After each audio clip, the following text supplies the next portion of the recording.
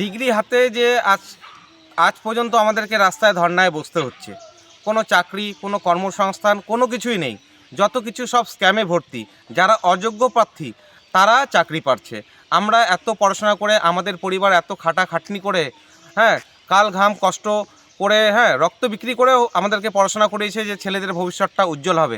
সেখানে আমাদের ভবিষ্যৎ তো উজ্জ্বল হওয়ার তো দূরের থাকুক, আমাদের ভবিষ্যৎ অন্ধকারের দিকে চলে যাচ্ছে। ঠিক আছে, দিনের পর দিন আমরা যদি প্রতিবাদ, হ্যাঁ, চাকরির জন্য বা কোনো কর্মস্থানের জন্য যদি আমরা প্রতিবাদ করছি, উল্টা পুলিশরা আমাদের লাঠিচার্জ করছে। ঠিক আছে, আর তারপরে যে বলা হচ্ছে যে বেকার ভাতা 1500 টাকা কি কোনো সংসার চলে?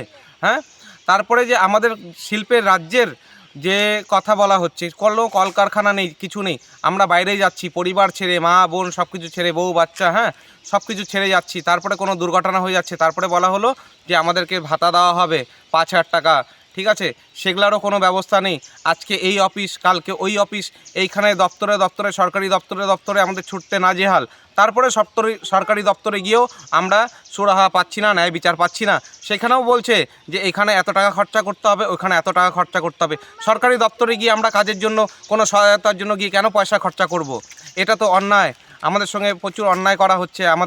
আমরা চাই 1500 টাকা করে আমাদের বেকার ভাতার কোনো প্রয়োজন নেই। আমরা চাই যে আমাদের রাজ্যে একটা শিল্প হোক, একটা কলকারখানা হোক। আমরা যাতে বাইরের রাজ্যে না যাই, আমরা পরিবারের সঙ্গে থাকি, বাড়ির খেয়ে নিজের রাজ্যে কাজ করতে চাই, নিজের রাজ্যের যাতে উন্নতি হোক। ঠিক আছে।